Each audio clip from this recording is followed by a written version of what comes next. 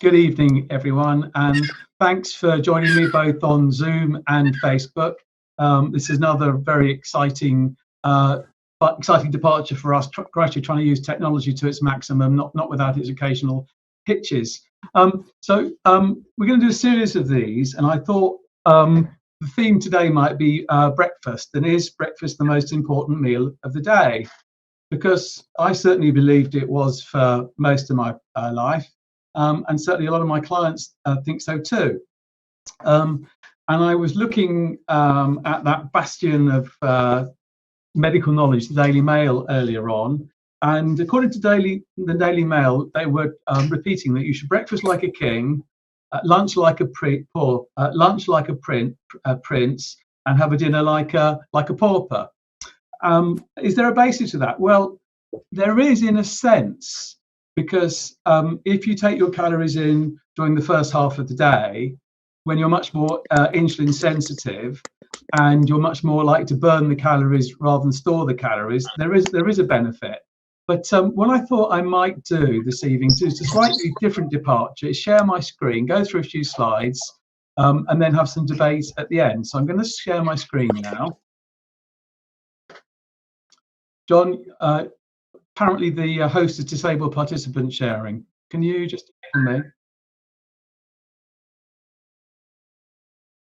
That's good.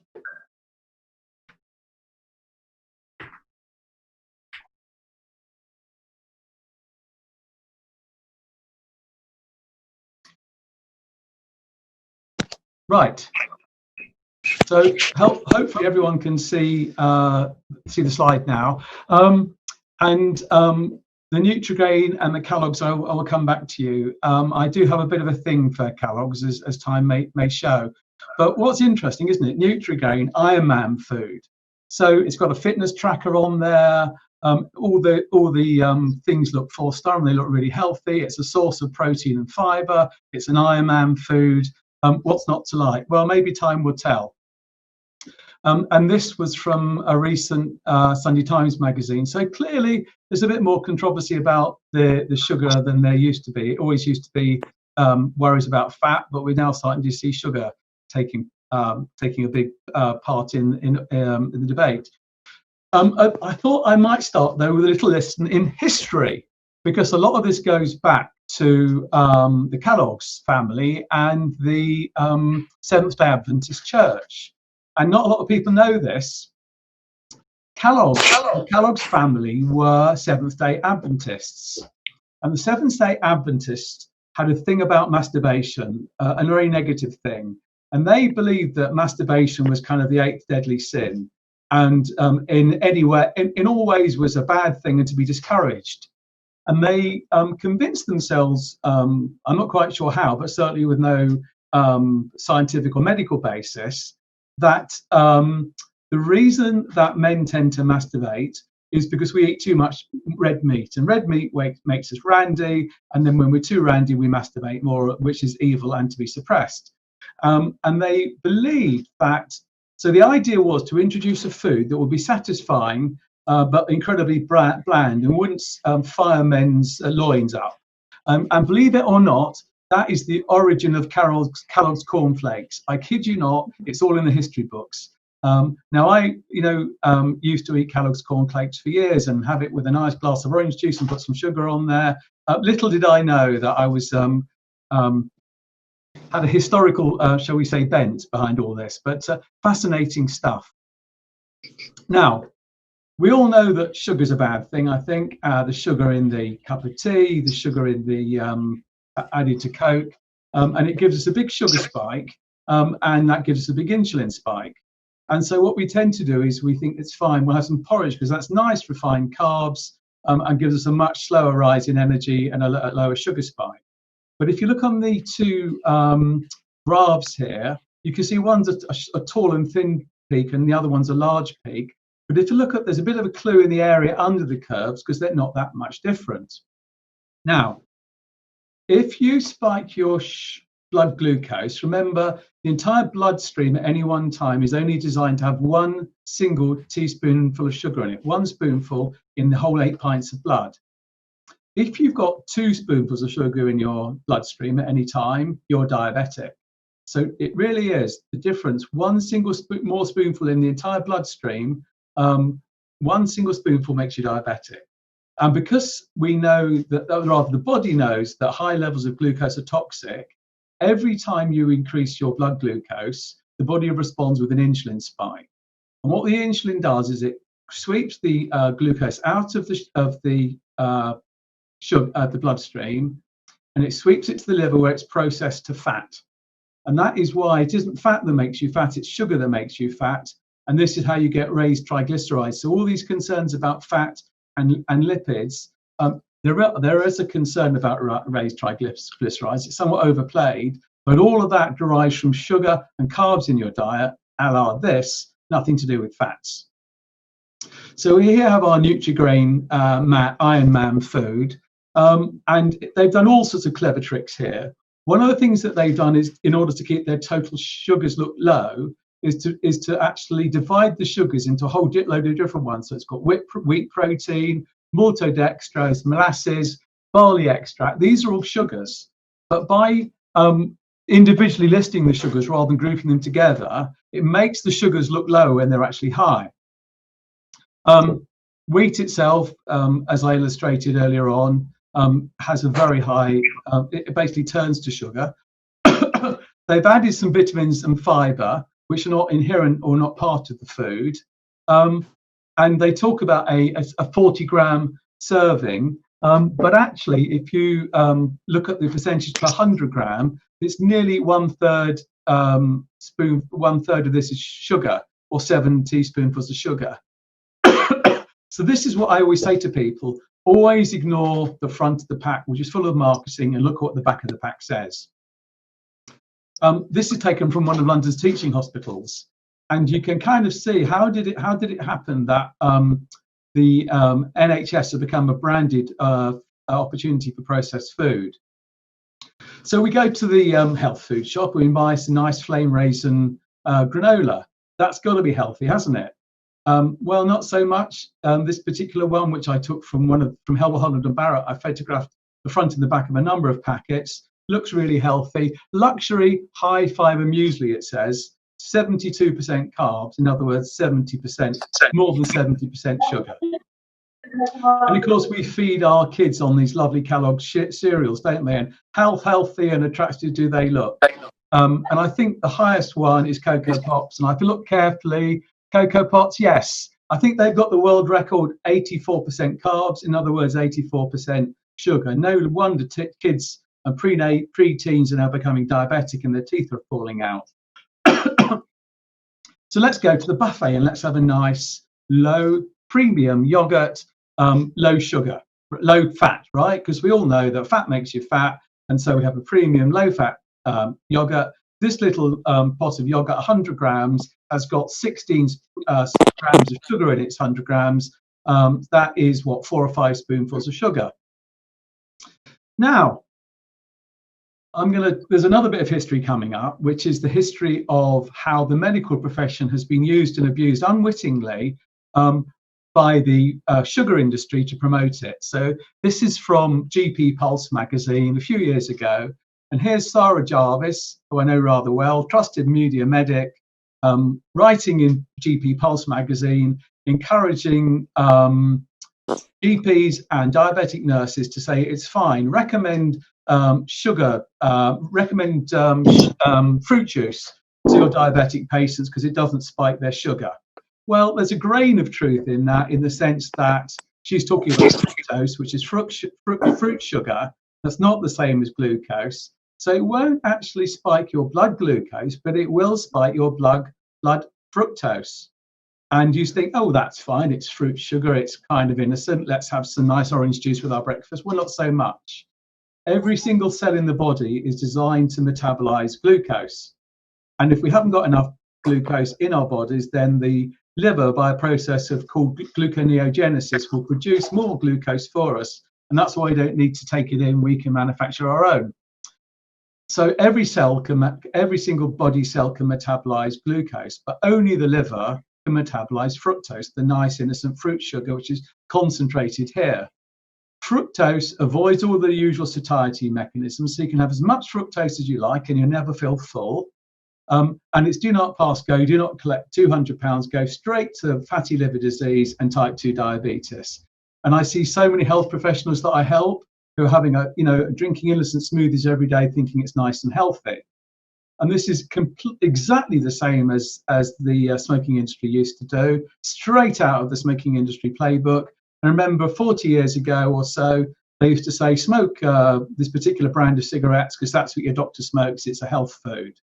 And if you look at all the techniques that the sugar industry uses, it's exactly the same techniques as the smoking industry used. And you may have heard me say this before.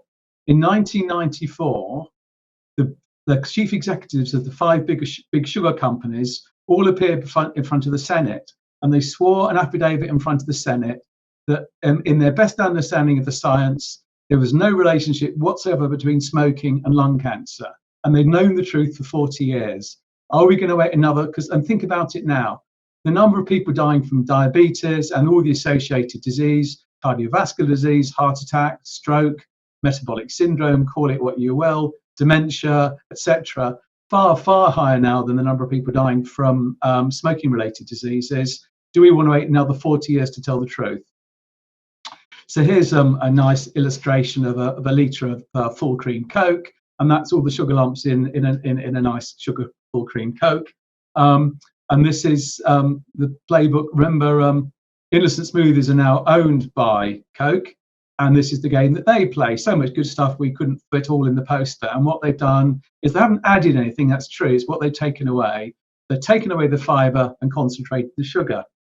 And this is from one of my clients, a healthy young fit lady. As you can see on the left-hand side, her blood glucose was beautifully controlled until she had McDonald's and had a massive glucose spike.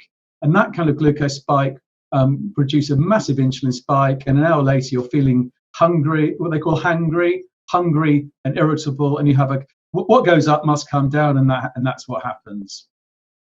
Does that mean that breakfast is necessarily a bad thing? Well, no, not necessarily. I'm not opposed to breakfast. Personally, I've never been particularly hungry for breakfast, and I tend to skip.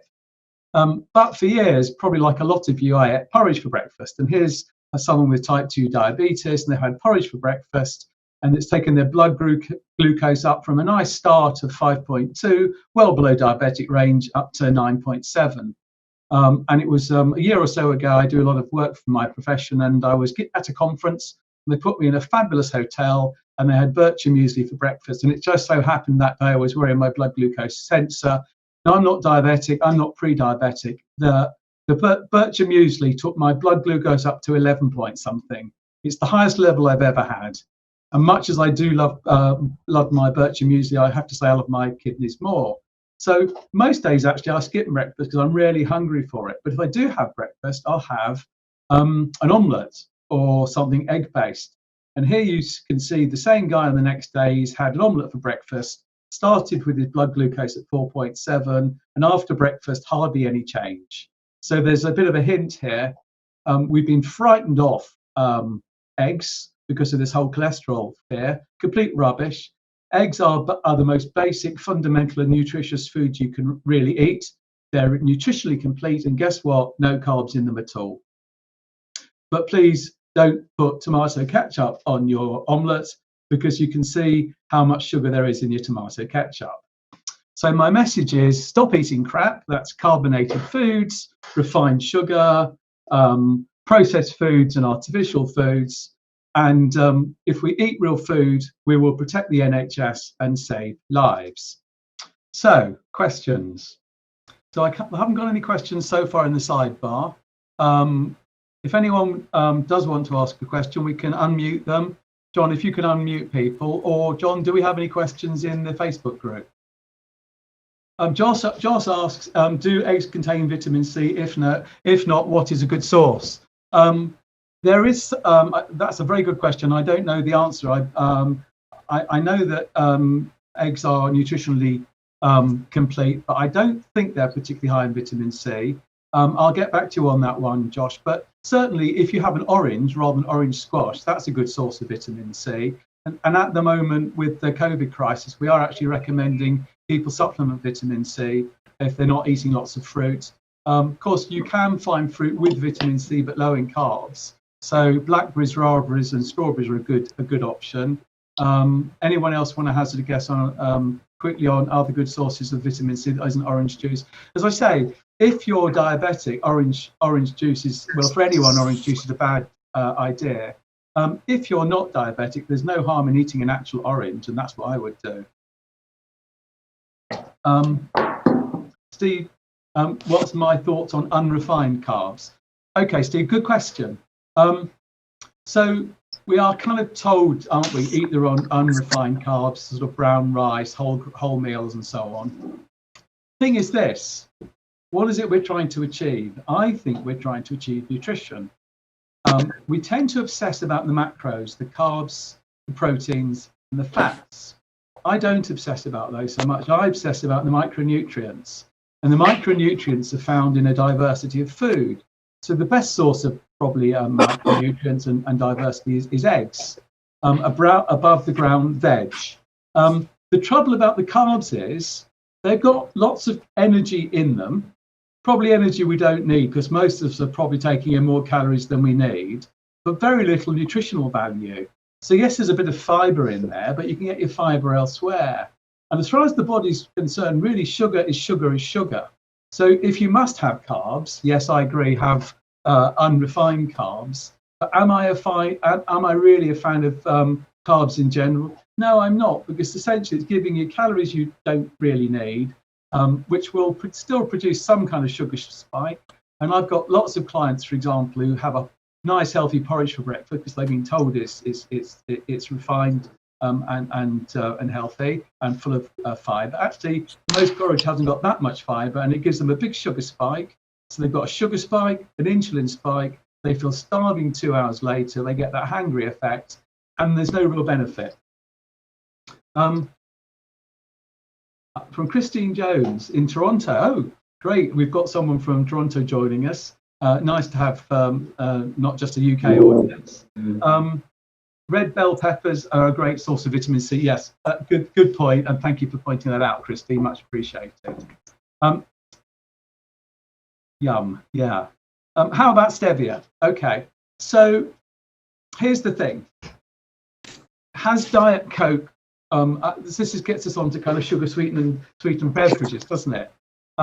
If Diet Coke and all the sugar-sweetened sugar alternatives are going to save the world, they'd have probably done that by now. I'm not a fan of sugar or alternatives for a variety of reasons. The first is that they mess with your microbiome, so they mess with the bugs in your gut. Remember, the bugs in your gut are the major determinants of how you respond to sugar, so that's one problem. Secondly, they still tend to feed that kind of sweet sugar addiction. And thirdly, when that sweet taste hits the tongue, your brain immediately thinks it's getting a huge dump of sugar. And as a response, you get a big insulin spike. So now you've got an insulin spike in response to sugar that isn't there, right? And the body then responds to the insulin as if the sugar was there. It will make you store energy rather than burn energy. And it will probably take your blood glucose low and you'll feel one of those horrible hangry hypos. So yes, it's probably true to say that Diet Coke is less unhealthy than Coke, but really I'm not a fan of any of them. And I'll leave it there, I think. Adrian asks about complex carbs like sweet potatoes, butternut squash, and parsnips. Yep, good question. Well, some of the same caveats apply, to be honest, because if we go back to my presentation, I showed you that the complex carbs, when you digest them, so starches, the complex carbs are starches, and starches are simply sugar molecules, glucose molecules stuck together with an oxygen. When you metabolize them, they turn to sugar. So while it's true to say that it may be not quite as bad as some of simple sugars or rice, a lot of people get the same effects. And then the other question I would return to, are you getting nutrition out of it? You're getting energy that you may not need, but are you getting nutritional value? Arguably not. How about berries, as these are always recommended for type 2 diabetes, but I'm concerned about fructose levels? Very good question. So it depends on the berries. Blackberries, raspberries and strawberries are my go-tos. They are relatively very low in fructose, high in fiber, high in polyphenols, so they're good for your microbiome and good for health. So those are my three go-tos. And blueberries have got other benefits. They have got some good phytochemicals in them, but blueberries have the relative disadvantage of being high levels of fructose. So what I say to people is, don't eat a pannet of blueberries, but by all means mix a few blueberries in with your blackberries, raspberries and strawberries. John, I don't know if you can see any comments within the Facebook Live, because I can't, but if you do, please interject. No. Okay. How about berries? Yeah, that's been answered.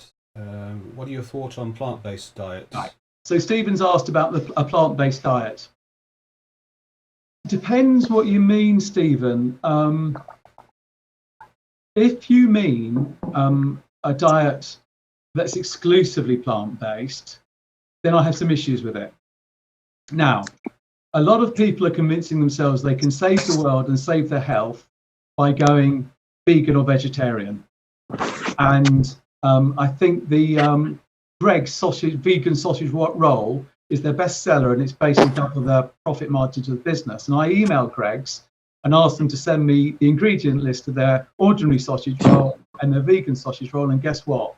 The vegan sausage roll is by far more unhealthy. Plant-based diet, if you mean an exclusively plant-based diet, vegan, means that you're not going to be eating eggs, and I've already talked about eggs. It also means that you're avoiding meat, and particularly red meat and offal.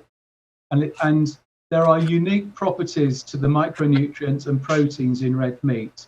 And we're designed, remember, 2 million years of evolution, we were designed to be omnivores. And that is the best for us. If you compare like a human being with a cow, human beings got a massive brain and a small stomach. A cow's got a tiny stomach, a tiny brain and a massive stomach, and that's because they're designed to ferment grass, and they turn it into, and they're able to cope with that. And the clever thing about Homo sapiens was we learned two clever things. One was that we could heat things up in order to cook things, and also we learned to hunt, and we could kill other animals and feed off them. So you can eat so my point really is this. If you have a vegan diet that's full of Doritos and pizza and bread and chips, that's an unhealthy vegan diet. You can be a really healthy vegan, but you really need to work hard at it. You really need to understand nutrition, and you would definitely need to add some supplements as well. So I've got plenty of clients who are vegan or vegetarian, and they're really healthy, but we spend a long time trying to make sure that they're getting sufficient protein, sufficient micronutrient content, and they're not overdosing on the carbs and becoming diabetic, etc. as a result. So Gamma asks, are there cereals on the market that are better than most? Are there cereals on the market that are better than most? Excellent question, and the answer is yes. I'm trying to find for my clients recommendations of foods that they can eat. That means they don't feel deprived. And we have recently come up with a firm called Maria Lucia Bakes, and they have a muesli which is really healthy. It's low in carbs, high in diversity, and instead of using seed oils, which is probably a discussion for another day, they've made it with coconut oil. So if anyone wants to DM me privately, or just go to Amazon or to Maria Lucia Bakes' website, it's really healthy, really satisfying, and if you put some full milk or some cream with yogurt with it, full fat yogurt, that's really good. I can recommend that. Lisa's asking about pulses. Yes.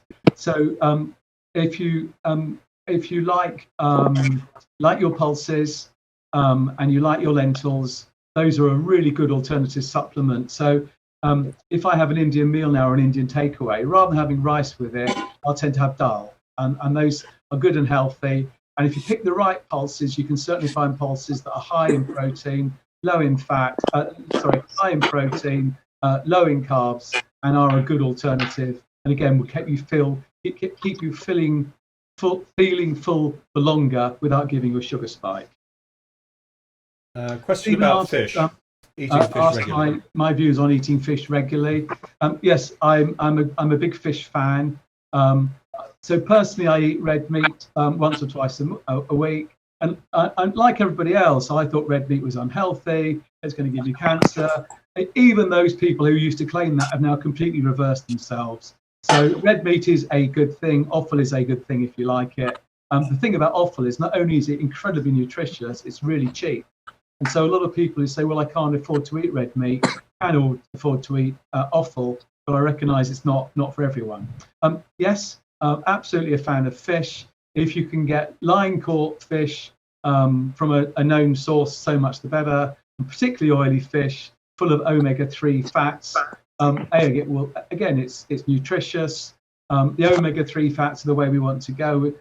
In our diet, we should have a more or less 1-to-1 omega-3 to omega-6 ratio.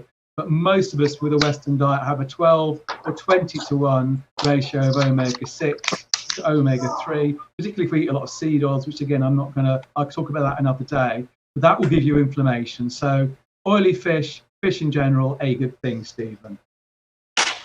Lisa asked, is smoked fish okay? Yes, it is, but I guess the less it's messed around, probably the better. Smoked salmon, mackerel, no harm in that. Again, will keep you fuller for longer.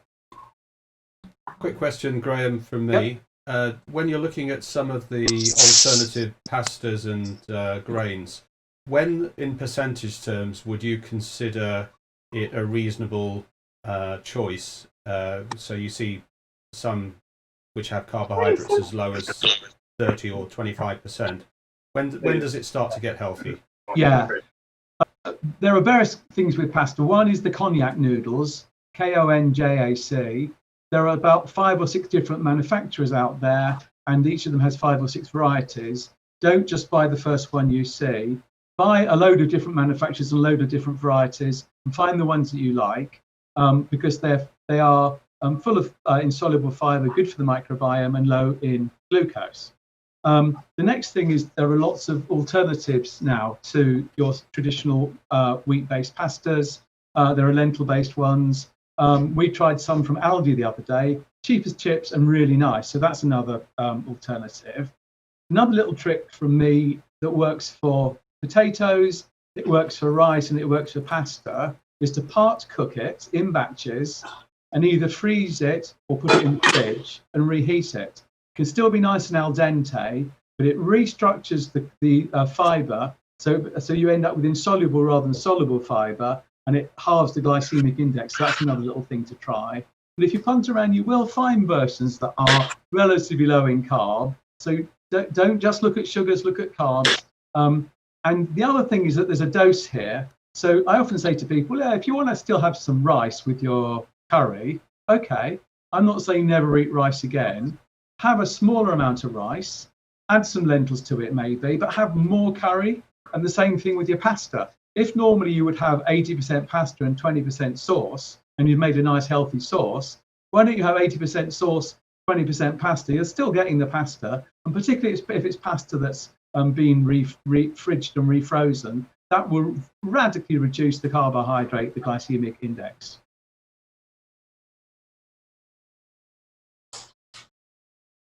Just checking if there's anything. Is there such thing as, Lisa asks, is there such a thing as healthy bread? Or is it all low carb and full of rubbish? So, a couple of things about that. Yes, there is. There is a Polish seed bread that I recommend to a lot of people, which is very satisfying. And I can't remember the name of it, but if anyone wants to DM me, I'll give you the name of the seed bread. I've also become a fan of somebody of Longevity Foods. That's LONJEVITY. You can go to their website. I think it's longevity-foods.com, and it's run by a medical doctor who's retired and like me has become fascinated with public health. They will sell you some bread if you like. It's very low in carb, high in protein, quite palatable.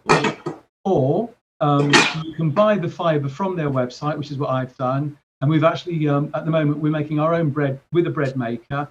Is it quite as nice as is it quite as addictive as the supermarket bread? No, it's not. But if you fiddle around with it, you can make really nice bread that way. So you can enjoy the bread. It's healthy, low carb, low sugar. The other thing to know about supermarket bread in particular is they add sugar to the bread. Why do they add sugar to the bread? To make it tastier? No. Sugar is a humectant. That's a technical term for it retains moisture. So the supermarket bread will last a week or so out of the fridge, whereas the one from your local bread shop goes off in a day or two, it stales. And the difference is that when they add the sugar to the bread in the supermarket, that bread retains the moisture for longer, and it lasts longer, which is great for shelf life and really bad for your diabetes. Stephen asked about moderate alcohol consumption. I've got no problem with moderate alcohol consumption, Stephen, so long as it's not to excess. And it depends what you like. I lived for many years in St Albans, which is the home of real ale, and St Albans has got more pubs per head, I think, than any other part of the country. And I love a pint of real ale. Tell you what, though, 1 pint of real ale, 10 spoonfuls of sugar. So if you're one of these people that would characteristically have a liquid lunch or a liquid supper, 3 or 4 pints of real ale, lovely as it is, you're talking 30 or 40 spoonfuls of sugar. So have I given up the beer? No, I haven't. But I generally go for lager now.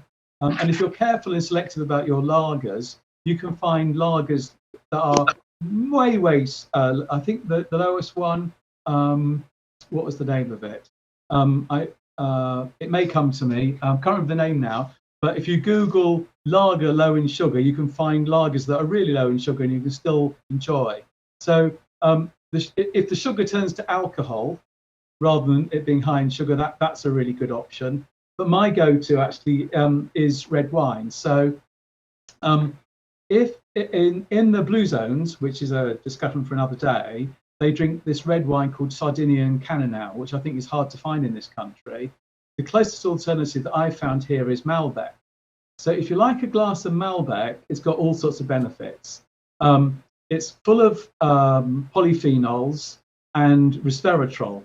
So it feeds your microbiome and it's full of antioxidants. And you can kind of think of a glass or two of Malbec as a health food, but I do mean a glass or two and not a bottle or two. So that's my go-to, a nice glass of Malbec.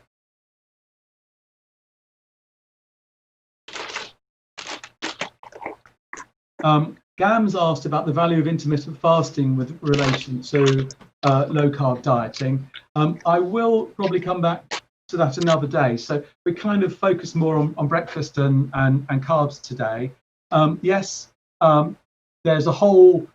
This is really a big subject. What is fasting against time-restricted feeding? Is it good? And we will come back to another day because I can then go into autophagy and all sorts of other complexities, which are how you can reset your body in a much healthier way. So hang on to that thought, Gam, because I will do a future broadcast talking everything from snacking to when you should eat to time-restricted feeding and going through fasting up to 7 days and the benefits and how to get there and all of that science behind that.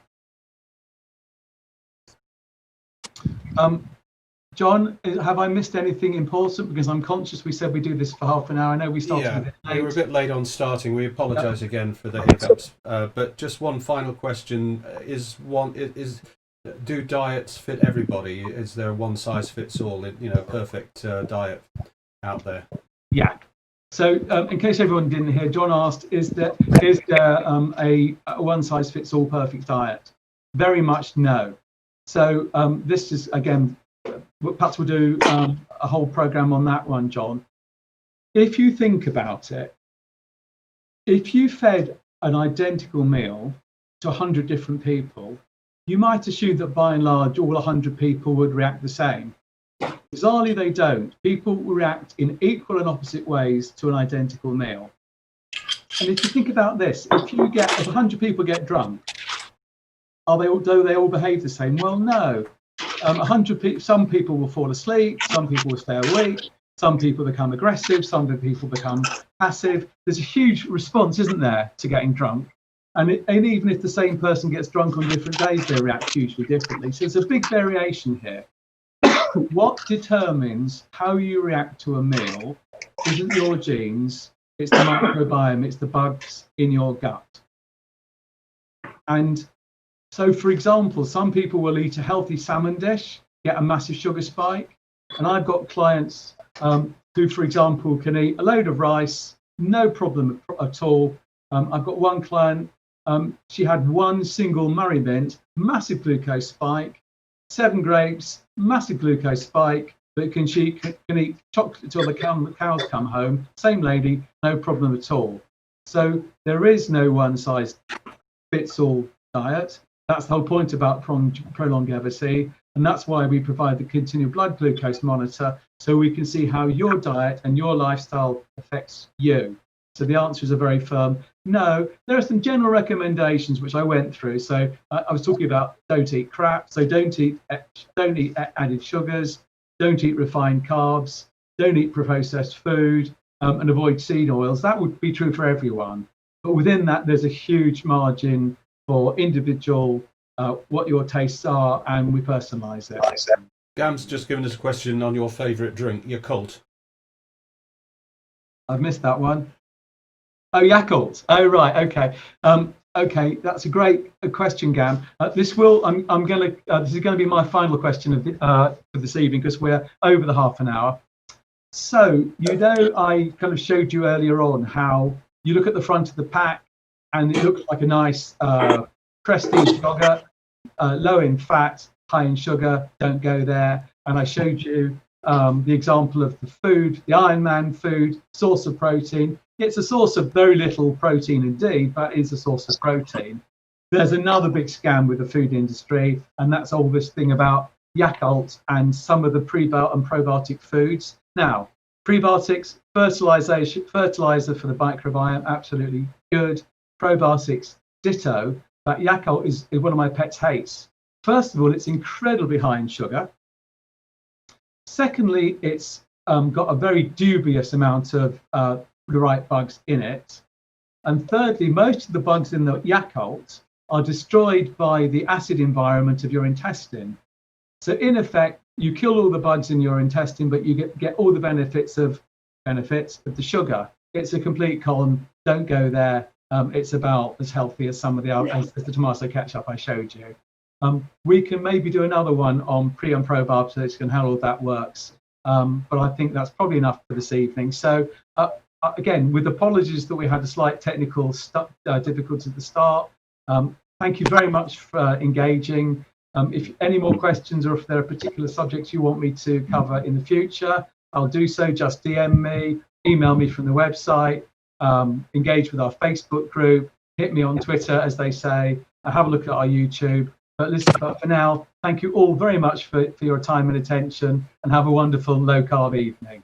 And remember, eat real food, protect the NHS, save lives.